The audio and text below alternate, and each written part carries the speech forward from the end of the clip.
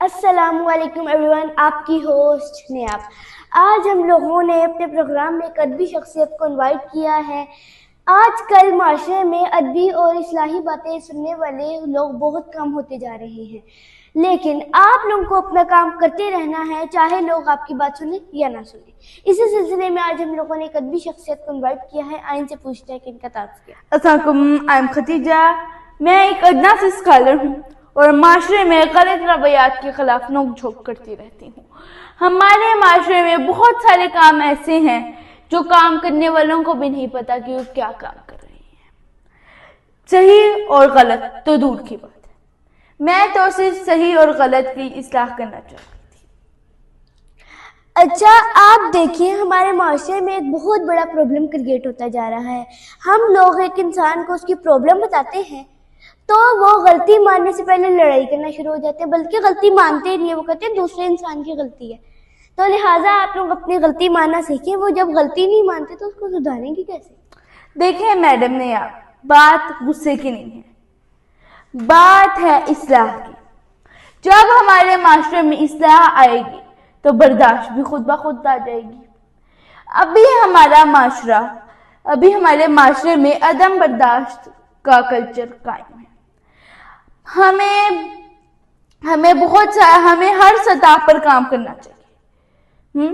ہمارے school, college, بچوں کا سلیبس، فیملی لیول پر، فرینڈ سرکل میں، مدرسہ اور مسجد لیول پر ہمیں یہ ساری چیزیں ڈسکس کرنی چاہیے۔ جی دیکھیے، جہاں تک میری انفارمیشن اور اسسمنٹ ہے، ہم لوگوں نے اپنے بڑوں سے بھی یہی سیکھا ہے کہ جب تک ہم لوگ اپنی غلطی مان نہیں لیتے تب تک ہم اس کو ٹھیک نہیں کر سکتے۔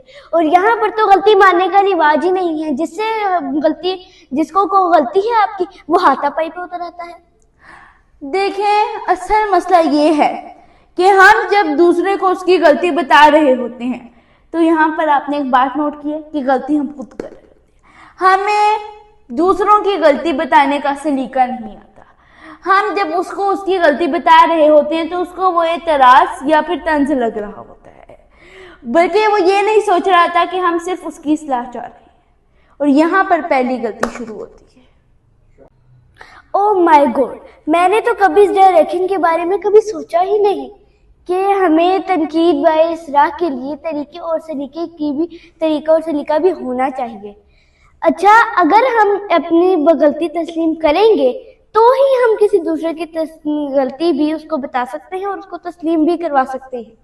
شکر ہے آپ کی ننھے سے دماغ نے میری باتوں کر لی، ورنہ میری باتوں کے سامنے میری بات تو بڑے بڑے دماغوں کو سمجھ میں نہیں آتی۔ اسی طرح جیسے ایک انجینئرنگ کے بارے میں ایک انجینئر ہی بتا سکتا ہے، اسی طرح ہمیں سارے علوم بتانے کے لیے پہلے علوم سیکھنے ہوں گے، تبھی ہم دوسروں کو سکھا پائیں گے، اور تبھی ہماری باتیں کہی ہوئی دوسروں کو سمجھ آ پائیں گی۔ اچھا، اس معلومات کے لیے ہمیں کون سے کورس کرنے چاہیے کہ ہمیں پتہ ہو کہ ہم نے کون سا لہجہ اختیار کرنا ہے جس سے دوسرا انسان ہماری بات بآسانی سمجھ سکے؟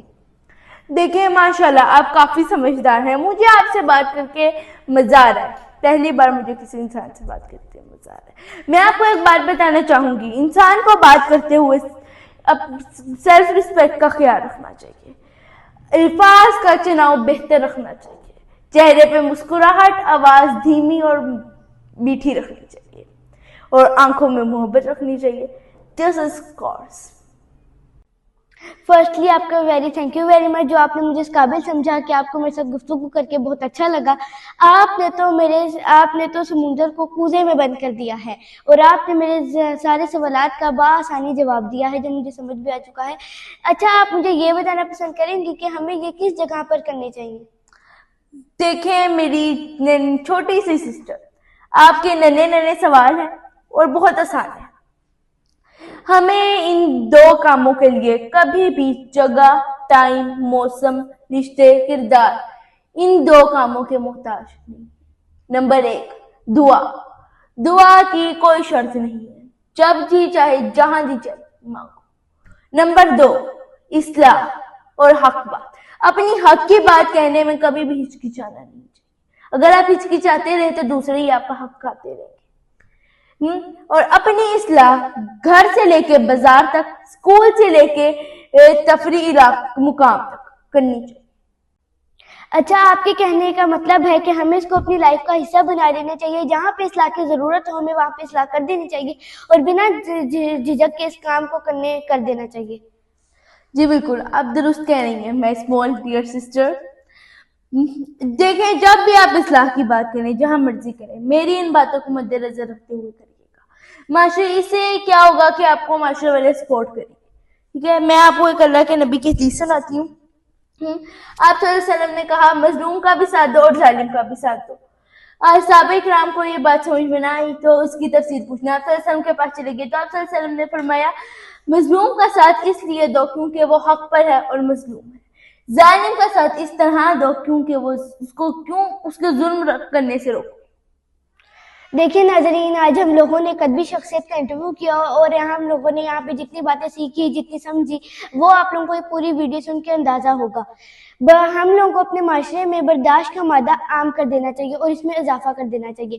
برداشت کی بات کرنے سے ہم لوگ بھلائی کی طرف جاتے ہیں اور عدم اور برداشت کی بات کرنے سے ہم لوگ لڑائی کی طرف جاتے ہیں۔